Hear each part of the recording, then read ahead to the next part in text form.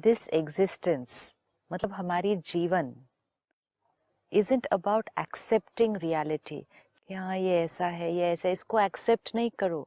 You have the power to create a reality.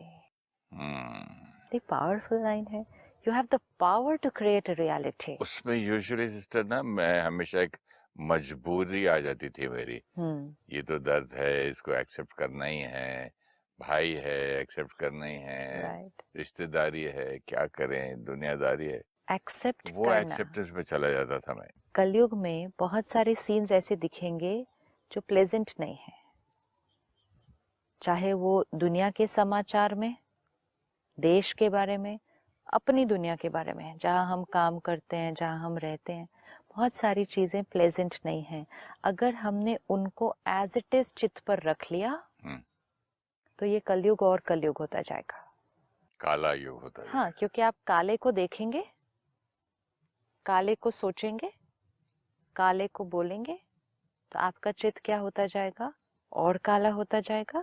जब हमारा चित्त काला होता जाएगा, सृष्टि और काली होती जाएगी. सही बात. अब हमें कलयुग से सतयुग की तरफ जाना है, तो काले को देखते हुए चित्त पर क्या रखना होगा?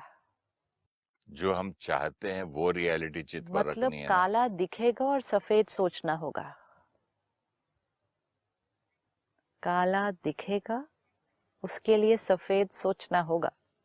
जब हम सफेद सोचेंगे तो सफेद वाइब्रेशन जाएगी, वो जो काला है वो क्या होता जाएगा? वो सफेद की तरफ शिफ्ट होता जाएगा. हमारी वाइब्रेशन औरों तक पहुंचेंगी और आत्माएं भी सफेद सोचना शुरू करेंगी, और जब हम सब मिलकर सफेद सोचना शुरू करेंगे तो सृष्टि सफेद सतयुग हो जाएगा. तो this is very important because when scenes around us are getting tougher, are not very perfect, we will have to take care that we don't absorb them as it is. हमने कुछ दिन पहले यही बात डिस्कस की थी कि information हमारे पास बहुत ज़्यादा अभी आ रही है. वो इंफॉर्मेशन रियलिटी है. If you accept reality as it is, आपने पिछले कुछ एपिसोड्स में कहा किसी ने कुछ सुनाया, वो रियलिटी है और मैंने भी उसको फिर वैसे ही रिपीट कर दिया. तो हमने क्या कर दिया? Accept reality as it is. बीमारी है, हमने एक्सेप्ट कर लिया. मन दुखी है, हमारे संस्कार बहुत सारे दूसरी तरह के हैं, हमने उनको एक्सेप्ट कर लिया. हमारे रिश्ते में प्रॉब्लम है, हमने उसको एक्सेप्ट कर लिया. हियर एक्सेप्टेंस मीन्स कि वो जैसा है हमने उसको एक्सेप्ट करके उसको वैसा ही स्वीकार कर लिया कि हाँ ये तो ऐसा है, सेहत तो मेरी ऐसी है, संस्कार तो मेरा ये है, रिश्ता तो मेरा ऐसा है, बच्चा मेरा ऐसा है, बच्चे का मेरा काम ठीक नहीं हो रहा है.